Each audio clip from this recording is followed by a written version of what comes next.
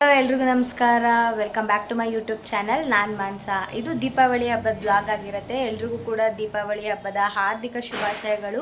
ಎಲ್ಲರೂ ಬಾಳಲ್ಲೂ ಈ ವರ್ಷ ಬೆಳಕು ತುಂಬಿರಲಿ ಅಂತ ಕೇಳ್ಕೊತೀನಿ ನಾನು ಕೂಡ ದೇವರಲ್ಲಿ. ನಮ್ಮ ಮನೇಲಿ ದೀಪಾವಳಿ ಅಂತಂದರೆ ನಾವು ಸ್ವಲ್ಪ ಸಿಂಪಲಾಗೆ ಮಾಡೋದು, ತುಂಬ ಗ್ರ್ಯಾಂಡಾಗೇನು ಮಾಡಲ್ಲ. ಮಕ್ಕಳಿಗೆ ಪಟಾಕಿ ಏನು ತಂದಿಲ್ಲ ಈ ವರ್ಷ.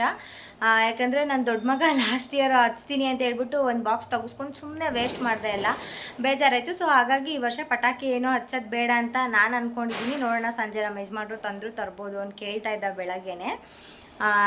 ಪೂಜೆ ಮುಗಿಸಿ ನಾನು ಇವಾಗ ಅಡುಗೆನೂ ರೆಡಿ ಮಾಡ್ಕೊತಾ ಇದ್ದೀನಿ. ಮಕ್ಕಳು ಹಬ್ಬ ಅಲ್ವಾ, ಹಾಗಾಗಿ ಸ್ವೀಟ್ ಏನಾದರೂ ಮಾಡಮ್ಮ ಅಂತ ಕೇಳ್ತಾಯಿದ್ರು. ಜಾಮೂನ್ ಮಾಡೋಣ ಅಂತ ನಾನು ಜಾಮೂನ್ ತರಿಸಿ ಒಂದು 2-3 ವೀಕ್ಸ್ ಆಗಿತ್ತು. ಆ್ಯಕ್ಚುಲಿ ಮಾಡೇ ಇರಲಿಲ್ಲ ಅದನ್ನು. ಸೊ ಇವತ್ತು ಹಬ್ಬ ಅಲ್ವಾ, ಸೊ ಹಾಗಾಗಿ ಜಾಮೂನ್ ಮಾಡೋಣ ಅಂತ ನಾನು ಈ ಜಾಮೂನ್ ಮಾಡಿದ್ರೆ ಇವಾಗ ಸೆಕೆಂಡ್ ಟೈಮ್ ಅಷ್ಟೇ.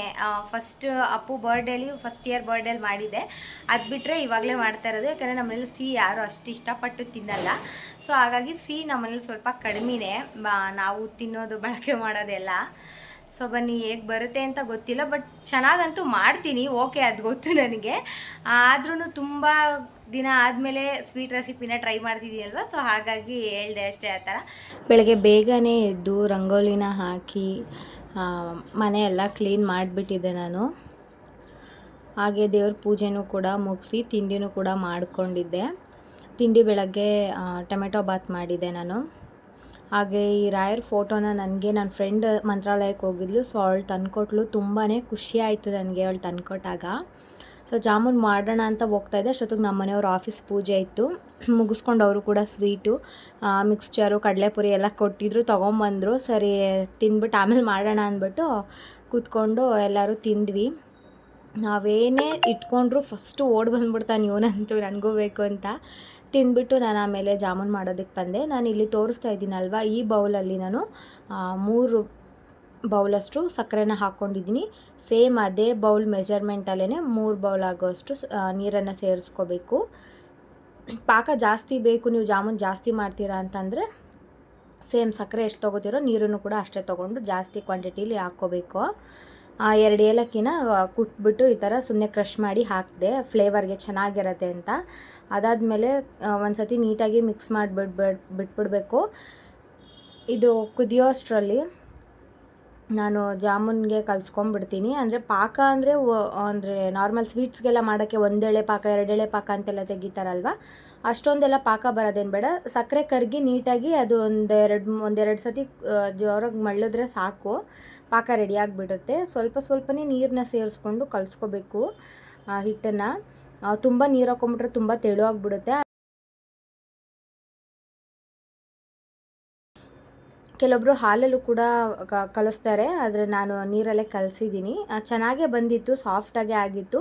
ಚೆನ್ನಾಗಿ ಈ ಥರ ನಾದ್ಬಿಟ್ಟು ಅದಕ್ಕೆ ಎಣ್ಣೆ ಇಲ್ಲ ತುಪ್ಪ ಏನಾದರೂ ಮೇಲೆ ಸವರ್ಬಿಟ್ಟು ಒಂದು 10 ನಿಮಿಷ ಸೈಡ್ಗೆ ಎತ್ತಿಟ್ಬಿಡ್ಬೇಕಾಗತ್ತೆ. ನೋಡಿ, ಇಷ್ಟು ಸಾಫ್ಟ್ ಆದರೆ ಸಾಕು. ತುಂಬ ಗಟ್ಟಿನೂ ಬೇಡ, ತುಂಬ ತೆಳುವಾಗೂ ಬೇಡ. ಆಮೇಲೆ ಉಂಡೆ ಕಟ್ಟಲಿಕ್ಕೆ ಅದು ಕರೆಕ್ಟಾಗಿ ಬರಲ್ಲ. ನೋಡಿ, ಇವಾಗ ತೋರಿಸ್ತಾ ಇದ್ದೀನಲ್ವ, ಇಷ್ಟಿದ್ರೆ ಸಾಕು. ಈಗ ಇದನ್ನು ನಾನು ಒಂದು 10 ನಿಮಿಷ ಎತ್ತಿಡ್ತೀನಿ ಅಷ್ಟೇ, ಸಾಕು. ಸಾಫ್ಟಾಗೆ ಕಲಸಿರ್ತೀವಲ್ವ, ಸೊ ಹಾಗಾಗಿ ಸಾಫ್ಟಾಗೆ ಬರುತ್ತೆ. ಈ ಕಡೆ ಪಾಕನೂ ಕೂಡ ರೆಡಿ ಆಯಿತು. ನೋಡಿ, ಇಷ್ಟು ಸಾದರೆ ಸಾಕು. ಅದು ನೀಟಾಗಿ ಸಕ್ಕರೆ ಎಲ್ಲ ಕರಗಿದ್ರೆ ಪಾಕ ರೆಡಿ ಆಗಿಬಿಡುತ್ತೆ. ಇವಾಗ ನಾನು ಸ್ಟವ್ನ ಆಫ್ ಮಾಡಿಕೊಂಡು ಪಾಕನೂ ಕೂಡ ಸ್ವಲ್ಪ ತಣ್ಣಗಾಗಲಿಕ್ಕೆ ಇಟ್ಕೊತೀನಿ ಸೈಡ್ಗೆ. ಈಗ ನೋಡಿ, ಒಂದು 10 ನಿಮಿಷ ಅದು ಚೆನ್ನಾಗಿ ನೆಂದಿದೆ ಹಿಟ್ಟು.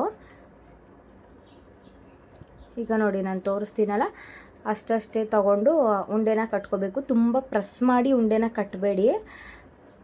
ನೋಡಿ, ಈ ಥರ ಸಾಫ್ಟಾಗಿ ಉಂಡೆ ಕಟ್ಕೊಂಡ್ರೆ ಸಾಕು. ನಿಮ್ಗೆ ಎಷ್ಟು ದಪ್ಪ ಬೇಕೋ ಅಷ್ಟು ದಪ್ಪ ಜಾಮೂನ್ನ ನೀವು ಮಾಡ್ಕೋಬೋದು. ನಾನಿಲ್ಲಿ ಒಂದು ಮೀಡಿಯಮ್ ಸೈಜ್ಗೆ ಮಾಡ್ಕೊಂಡಿದ್ದೀನಿ. ನೋಡಿ, ಇಷ್ಟಿದ್ರೆ ಸಾಕು. ಯಾಕಂದರೆ ಅದು ಪಾಕದಲ್ಲಿ ನಾವು ನೆನೆಸಿಟ್ಟಾಗ ಇನ್ನೂ ದಪ್ಪ ಆಗುತ್ತೆ. ಇದು ಆ ಒಂದು ಪ್ಯಾಕೆಟ್ಗೆ 22 ಉಂಡೆ ಆಗಿತ್ತು ನನಗೆ. ನೀವು ದಪ್ಪ ಕಟ್ಕೊಳ್ತೀರಾ ಅಂತಂದರೆ ಸ್ವಲ್ಪ ಕಡಿಮೆ ಆಗುತ್ತೆ. ಇನ್ನು ಚಿಕ್ಕದಾಗಿ ಉಂಡೆ ಕಟ್ಕೊಂಡ್ರೆ ಸ್ವಲ್ಪ ಜಾಸ್ತಿನೇ ಆಗುತ್ತೆ. ನಾನು ಎಣ್ಣೆ ಮೊದಲೇ ಕಾಯೋದಕ್ಕೆ ಇಟ್ಟಿದ್ದೆ. ಎಣ್ಣೆ ತುಂಬ ಬಿಸಿನೂ ಆಗಿರಬಾರ್ದು, ಲೋ ಟು ಮೀಡಿಯಮ್ ಫ್ಲೇಮಲ್ಲಿ ಇಟ್ಕೊಂಡೇ ಇದನ್ನು ಫ್ರೈ ಮಾಡ್ಕೋಬೇಕಾಗುತ್ತೆ. ತುಂಬ ಬಿಸಿ ಇದ್ದರೆ ಬೇಗ ಕಲರ್ ಚೇಂಜ್ ಆಗಿಬಿಡುತ್ತೆ. ಹಾಗೆ ಒಳಗಡೆ ಎಲ್ಲ ಬೆಂದಿರಲ್ಲ, ಒಂಥರ ಹಿಟ್ಟಿಟ್ಟು ಹಂಗೆ ಇರುತ್ತೆ ಸಾಫ್ಟಾಗಿ. ಸೊ ಆವಾಗ ತಿನ್ನೋದಕ್ಕೆ ಚೆನ್ನಾಗಿರಲ್ಲ ಜಾಮೂನು. ಲೋ ಟು ಮೀಡಿಯಮ್ ಫ್ಲೇಮಲ್ಲೇ ಇಟ್ಕೊಂಡು ಇದನ್ನು ನಾವು ಬೇಯಿಸ್ಕೋಬೇಕಾಗತ್ತೆ. ನನಗೆ ತುಂಬ ಕಲರ್ ಚೇಂಜ್ ಆದ್ರೂ ಇಷ್ಟ ಆಗಲ್ಲ. ಒಂದು ಮೀಡಿಯಮ್ ಕಲರ್ ಇದ್ದರೆ ಸಾಕು. ಕೆಲವೊಬ್ಬರು ತುಂಬ ಕಪ್ಪಗೆ ಮಾಡಿ ಬೇಯಿಸ್ಕೊಂಡು ಅದನ್ನು ಇದು ಮಾಡ್ತಾರೆ. ನನಗೆ ಆ ಥರ ಇಷ್ಟನೇ ಆಗಲ್ಲ. ನೋಡಿ, ಈ ಥರ ಕಲರ್ ಇದ್ದರೆ ಸಾಕು. ಇಷ್ಟು ಬ್ರೌನ್ ಆದರೆ ಸಾಕು. ತುಂಬ ಕಪ್ಪಾದರೆ ಅದು ನೋಡಲಿಕ್ಕೂ ಚೆನ್ನಾಗಿರಲ್ಲ, ತಿನ್ನಬೇಕು ಅಂತಲೇ ಅನಿಸಲ್ಲ. ಸೊ ನೋಡಿ, ಈ ಥರ ಕಲರ್ ಇದ್ದರೆ ಸಾಕು. ಇನ್ನು ಉಳಿದಿದ್ದೂ ಕೂಡ ಅದೇ ಥರನೇ ಎಣ್ಣೆಲಿ ಹಾಕ್ಕೊಂಡು ಚೆನ್ನಾಗಿ ಫ್ರೈ ಮಾಡಿ ಎಲ್ಲನೂ ತೆಗೆದಿಟ್ಕೊಂಡು ಪಾಕದೊಳಗೆ ಡಿಪ್ ಮಾಡಿ ಒಂದು ಅರ್ಧ ಗಂಟೆ ಬಿಟ್ಟು ನೋಡಿದ್ರೆ ಜಾಮೂನ್ ರೆಡಿ ಆಗಿಬಿಟ್ಟಿರುತ್ತೆ. ಸೊ ನೋಡಿ, ಎಲ್ಲನೂ ಫ್ರೈ ಮಾಡಿ ಇಟ್ಕೊಂಡಿದ್ದೀನಿ. ಅದು ನೋಡಿದ್ರೇ ಪಾಕಕ್ಕೆ ಹಾಕೋಕ್ಕೂ ಮುಂಚೆ ಹಸಿದು ಹಂಗೆ ತಿನ್ಕೊಬಿಡೋಣ ಅನ್ನೋ ಥರ ಫೀಲ್ ಆಗ್ತಿತ್ತು. ಈಗ ಪಾಕದೊಳಗೆ ಹಾಕ್ತಾಯಿದ್ದೀನಿ. ಪಾಕ ನನಗೆ ಸ್ವಲ್ಪ ಕಡಿಮೆ ಅಂತ ಅನ್ನಿಸ್ತು. ಇನ್ನೊಂದು ಸ್ವಲ್ಪ ಸಕ್ಕರೆ ಹಾಗೆ ನೀರನ್ನು ಹಾಕೋಬೋದಾಗಿತ್ತು. ನಾನು ಸಕ್ಕರೆ ಅಂತಂದರೆ ಸಿಹಿ ನಾವು ಕಮ್ಮಿ ತಿನ್ನೋದ್ರಿಂದ ನನಗೆ ಸ್ವೀಟ್ ಕರೆಕ್ಟಾಗಿತ್ತು. ನೀರು ಇನ್ನೊಂಚೂರು ಹಾಕಿದ್ರು ಇನ್ನೂ ಚೆನ್ನಾಗಿರ್ತಿತ್ತು. ಅಂದರೆ ಪಾಕ ಜಾಸ್ತಿ ಇರ್ತಿತ್ತಲ್ವ, ಸ್ವಲ್ಪ ಜಾಸ್ತಿ ಜಾಮೂನು ಡಿಪ್ ಆಗಿದ್ದರಿಂದ ಪಾಕ ಸ್ವಲ್ಪ ಕಡಿಮೆ ಅಂತ ಅನ್ನಿಸ್ತಿತ್ತು ನನಗೆ. ಬಟ್ ಅದು ಚೆನ್ನಾಗಿತ್ತು. ಆಮೇಲೆ ಎಲ್ಲನೂ ಮಾಡಿ ಇಟ್ಬಿಟ್ಟು ಈ ಕಡೆ ನಮ್ಮ ಮನೆಯವರು ಇಡ್ಲಿಗಾಗಲಿ ದೋಸೆಗಾಗಲಿ ನೆನೆಸು ನಾಳೆ ಮಾಡುವಂತೆ ಅಂತಂದರು. ಆಮೇಲೆ ನಾನು ಇಡ್ಲಿಗೆ ನೆನೆಸಿಟ್ಬಿಟ್ಟು ಸಾನಿ ಬಾ ನಮ್ಮ ಮನೆಗೆ ಅಂತ ಕರೀತಾ ಇದ್ಲು. ಸೊ ಅವ್ರ ಮನೆಗೆ ಹೋಗೋಣ ಅಂತ ಅಂದ್ಕೊಂಡು ರೆಡಿ ಆದ್ವಿ. ನಮ್ಮ ಮನೆಯವರು ಕೂಡ ನಾನು ಆಫೀಸ್ಗೆ ಹೋಗ್ಬಿಟ್ಟು ಬಂದುಬಿಡ್ತೀನಿ ಒಂದು ಸತಿ ಅಂತ ಅಂದ್ಕೊಂಡು ಹೋದ್ರು. ಪೂಜೆ ಮುಗಿಸ್ಕೊಂಡು ಬಂದಮೇಲೂ ಸಾನಿ ಅವ್ರ ಮನೆಗೆ ಹೋದ್ವಿ. ಇಲ್ಲಂತೂ ಇವಳು ಯಾವಾಗಲೂ ಪಾಪ ನೀಟಾಗಿ ಜೋಡಿಸಿಟ್ಟಿರ್ತಾಳೆ. ಅಲ್ಲಿರೋ ಅಷ್ಟು ಐಟಮ್ನು ನಾನೇ ಜಾಸ್ತಿ ಯೂಸ್ ಮಾಡಿರ್ತೀನಿ ಅವ್ರ ಮನೆಗೆ ಹೋದಾಗೆಲ್ಲ. ಸೊ ನಾನೇ ಹಾಕ್ಕೊಂಡಿರೋದು ಮೆಹಂದಿ ಹಬ್ಬಕ್ಕೋಸ್ಕರ ಅಂತ.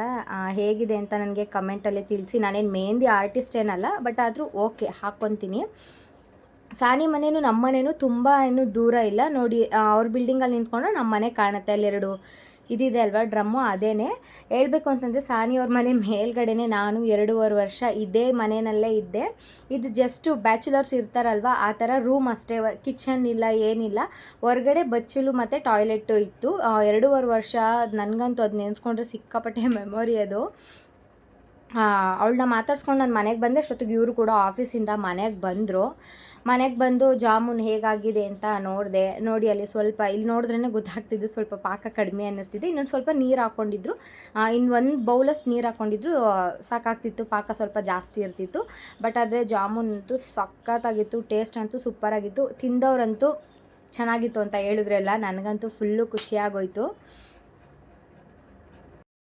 ಇವಾಗ ನಮ್ಮ ಮನೆಯವ್ರಿಗೆ ನನ್ನ ಮಕ್ಳಿಗೆಲ್ಲರಿಗೂ ಊಟ ಹಾಕ್ಕೊಟ್ಟು ನಾನು ಕೂಡ ಊಟ ಮುಗಿಸ್ಕೊಂಡು ಸ್ವಲ್ಪ ಹೊತ್ತು ರೆಸ್ಟ್ ಮಾಡಬೇಕು. ಇವಾಗ ಬೆಳಗ್ಗೆಯಿಂದ ಸ್ವಲ್ಪ ಕೆಲಸ ಜಾಸ್ತಿ ಆಗಿದೆ ಅಲ್ವಾ. ಸೊ ಹಾಗಾಗಿ ಮತ್ತೆ ನಿಮಗೆ ಸಂಜೆ ಸಿಗ್ತೀನಿ. ಅಂದರೆ ಸಂಜೆ ವ್ಲಾಗ್ನ ಮತ್ತೆ ಕಂಟಿನ್ಯೂ ಮಾಡ್ತೀನಿ. ಸಂಜೆ ದೇವಸ್ಥಾನಕ್ಕೆ ಹೋಗಬೇಕು. ಸೊ ಆವಾಗಿಂದ ನಾನು ವ್ಲಾಗ್ನ ಕಂಟಿನ್ಯೂ ಮಾಡ್ತೀನಿ. ಅದಾದಮೇಲೆ ಸಂಜೆ ನಾನು ದೀಪನ ನಾನು ಅಂಟ್ಸಕ್ಕೆ ತಂದಿರಲಿಲ್ಲ ಬಾಗಿಲಲ್ಲಿ ಇಡೋದಕ್ಕೆ. ಹಾಗಾಗಿ ಗ್ರಂಥಿಗೆ ಅಂಗಡಿಗೆ ಹೋಗಿದ್ದೆ ದೀಪ ತೊಗೊಂಡು ಬರೋಣ ಅಂತ. ಇಲ್ಲಂತೂ ಎಲ್ಲ ಐಟಮು ಇಲ್ಲಿ ಒಂದು ಕಡೆ ಬಂದುಬಿಟ್ರೆ ಸಾಕು, ಎಲ್ಲನೂ ಸಿಗುತ್ತೆ ಇಲ್ಲಿ. ಆಮೇಲೆ ನಾನು ಇದನ್ನು ತೊಗೊಂಡೆ. ಇದು ಯಾಕೋ ನನಗೆ ಅಷ್ಟೊಂದು ಚೆನ್ನಾಗಿ ಅನ್ನಿಸ್ಲಿಲ್ಲ. ಅದಾದಮೇಲೆ ನಾನು ಇದನ್ನು ಎತ್ಕೊಂಡೆ. ಇದು ಒಂದು ದೀಪಕ್ಕೆ 20 ರೂಪಾಯಿ. ನಾನು ಒಂದು ಜೊತೆ ತೊಗೊಂಡೆ ಅಲ್ವ, ಸೊ ಹಾಗಾಗಿ 40 ರೂಪಾಯಿ ಆಯಿತು. ಇದು ತುಂಬಾ ಚೆನ್ನಾಗಿತ್ತು. ಕಲರ್ ಕೂಡ ನನಗೆ ಇಷ್ಟ ಆಯಿತು ಇದು. ಆಮೇಲೆ ನಮ್ಮ ಮನೆಯವರು ಪಟಾಕಿ ಬೇಡವೇ ಬೇಡ ಅಂತ ಹೇಳಿದರು. ಅದಾದಮೇಲೆ ಒಂದು ಸ್ವಲ್ಪ ಕ್ರ್ಯಾಕರ್ಸ್ ಆದರೂ ತರ್ತೀನಿ ಅಂತ ಅಂದ್ಬಿಟ್ಟು ಹಂಗೆ ಭೂಚಕ್ರನ ತೊಗೊಂಬಂದಿದ್ರು. ದೀಪನ ಎಷ್ಟು ಅಂಟಿಸಿಟ್ರು ಅದು ಆರಿ ಹೋಗ್ತಿತ್ತು. ಆಮೇಲೆ ನಮ್ಮಮ್ಮ ಮತ್ತೆ ಅಂಟಿಸ್ಬಿಟ್ಟು 2 ಕಡೆನೂ ಬುಕ್ಕಿಟ್ರು. ಅವಾಗ ಸ್ವಲ್ಪ ಗಾಳಿ ಬರ್ತಾ ಕಡಿಮೆ ಆಯಿತು. ನನ್ನ ಮಕ್ಳಿಗೆ ಹಸಿ ಅಂತಂದರೆ ಅವರು ಫುಲ್ಲು ಹೆದ್ರುಕೋತಾರೆ. ಅದಕ್ಕೆ ತರ್ಸಕ್ಕೆ ಬೇಜಾರು ನನಗೆ. ನಾನು ಸುಮ್ಮನೆ ಪಟಾಕಿ ಎಲ್ಲ ಬೇಡ ಅಂತ ಸುಮ್ಮನೆ ಆಗ್ಬಿಡ್ತೀನಿ. ಇವಾಗ ತಾನೇ ರೆಡಿಯಾಗಿ ದೇವಸ್ಥಾನಕ್ಕೆ ಹೊರಡ್ತಾ ಇದ್ದೀವಿ. ಇಷ್ಟೇ ನಾನು ರೆಡಿ ಆಗೋದು ಅಂದರೆ ಇಷ್ಟೇ. ತುಂಬ ಜಾತ್ರೆ ಥರ ಎಲ್ಲ ಜಿಗಮಗ ಎಲ್ಲ ಜಾತ್ರೆ ಥರ ರೆಡಿ ಆಗಲ್ಲ. ನಾನು ಸಿಂಪಲ್ಲಾಗಿ ಡ್ರೆಸ್ ಹಾಕ್ಕೊಂಡು ರೆಡಿಯಾಗಿದ್ದೀನಿ. ಸ್ಯಾರಿ ಉಟ್ಕೊಳ್ಳೋಣ ಅಂತ ಅಂದ್ಕೊಂಡೆ. ಆ್ಯಕ್ಚುಲಿ ಲೇಟಾಗಿದೆ ಈಗಾಗಲೇ. ಆಮೇಲೆ ಮಳೆ ಬರೋ ಥರ ಇದೆ. ಮಳೆ ಬಂದುಬಿಟ್ರೆ ನನಗೆ ಸ್ಯಾರಿನ ನಿಜವಾಗ್ಲೂ ಕ್ಯಾರಿ ಮಾಡೋದಕ್ಕೆ ಬರೋದಿಲ್ಲ. ಸೊ ಹಾಗಾಗಿ ನಾನು ಸ್ಯಾರಿನ ಸ್ಕಿಪ್ ಮಾಡಿ ಡ್ರೆಸ್ನೇ ವೇರ್ ಮಾಡಿದ್ದೀನಿ. ಸೊ ನಾನು ದೇವಸ್ಥಾನದಲ್ಲಿ ಮತ್ತೆ ಸಿಗ್ತೀನಿ ನಿಮಗೆ. ಇದು ನಮ್ಮ ಚಾಮರಾಜಪೇಟೆಯಲ್ಲಿರೋ ಮಲೆ ಮಹದೇಶ್ವರ ಸ್ವಾಮಿ ದೇವಸ್ಥಾನ. ನಾವು ವಾರ ಪ್ರತಿ ಸೋಮವಾರ ನಾವು ತಪ್ಪದೆ ದೇವಸ್ಥಾನಕ್ಕೆ ಹೋಗ್ತೀವಿ, ನಾನು ನಮ್ಮ ಯಜಮಾನ್ರು. ಅಲ್ಲೋಗಿ ಮಾದಪ್ಪಂಗೆ ಏನು ಇಷ್ಟ ಅಂತಂದರೆ ಅವ್ರಿಗೆ ಧೂಪ ಪೆಂಜನ್ ಸೇವೆ ಅಂದರೆ ತುಂಬ ಇಷ್ಟ. ಧೂಪ ತೊಗೊಂಡು ಧೂಪ ಹಾಕಿ ನಾವು ಕ್ಯೂ ಅಲ್ಲಿ ನಿಂತ್ಕೊಂಡ್ವಿ. ನಾವೆಲ್ಲಿ ನಿಂತಿದ್ವಿ, ದೇವಸ್ಥಾನ ಎಲ್ಲಿದೆ, ಸಿಕ್ಕಾಪಟ್ಟೆ ರಶ್ ಇತ್ತು. ದೇವ್ರ ದರ್ಶನ ಎಲ್ಲ ಮುಗಿಸ್ಕೊಂಡು ಪ್ರಸಾದ ಕೊಟ್ಟಿದ್ರು, ಪುಳಿಯೋಗರೆ. ನನಗಂತೂ ಸಖತ್ತು ಇಷ್ಟ ಆಯಿತು. ನಾನು ಮತ್ತೆ ಹೋಗಿ 2 ಪ್ಲೇಟ್ ಈಸ್ಕೊಂಡು ತಿನ್ಕೊಂಡು ಬಂದೆ ನಾನು. ಸೊ ಜಸ್ಟ್ ಇವಾಗ ದೇವಸ್ಥಾನದಿಂದ ಬಂದ್ವಿ. ಸಿಕ್ಕಾಪಟ್ಟೆ ಸೌಂಡು, ರೋಡಲ್ಲೆಲ್ಲ ಒಂದೇ ಶಬ್ದ, ಪಟಾಕಿ ಡಮ್ ಡಮ್ ಅಂತ. ನಮಗಂತೂ ಗಾಡೀಲಿ ಬರೋಕ್ಕೆ ಸಿಕ್ಕಾಪಟ್ಟೆ ಭಯ ಆಗ್ತಿತ್ತು. ಅವ್ರು ಹಸ್ಬಿಟ್ಟು ಓಡೋಗ್ಬಿಟ್ಟಿರ್ತಾರೆ, ನಾವು ನೋಡಿರಲ್ಲ ಗಾಡೀಲಿ ಬರ್ತೀವಿ. ನಮ್ಮ ಏರಿಯಾ ಅಂತೂ ಫುಲ್ಲು ಕಲರ್ಫುಲ್ ಆಗಿಬಿಟ್ಟೈತೆ, ಸಖತ್ತಾಗಿ ಪಟಾಕಿ ಹೊಡಿತಿದ್ದಾರೆ. ಅದು ನಮಗೆ ಸೌಂಡ್ ಅಂದ್ರೇ ಆಗಲ್ಲ. ಆಮೇಲೆ ಆ ಸ್ಮೆಲ್ಗೂ ಬೇಗ ಇನ್ಫೆಕ್ಷನ್ ಆಗುತ್ತೆ ನನಗೆ ಗಂಟ್ಲು. ಸೊ ಹಾಗಾಗಿ ನಾನು ಹೊರಗಡೆ ಹೋಗಲಿಲ್ಲ. ಇವಾಗ ಮನೆಗೆ ಬಂದಿದ್ದು ಊಟ ಮಾಡಿ ಮಲಗೋದೇ ಏನೇನಿದ್ರು. ಸೊ ಈ ವ್ಲಾಗ್ನ ನಾನು ಇಲ್ಲಿಗೆ ಎಂಡ್ ಮಾಡ್ತಾ ಇದ್ದೀನಿ. ಒನ್ಸ್ ಅಗೇನ್ ಹ್ಯಾಪಿ ದೀಪಾವಳಿ ಎಲ್ಲರಿಗೂ ಒಳ್ಳೆಯದಾಗಲಿ. ಸೊ ಸಿಗೋಣ ನೆಕ್ಸ್ಟ್ ವಿಡಿಯೋದಲ್ಲಿ. Thank you for watching.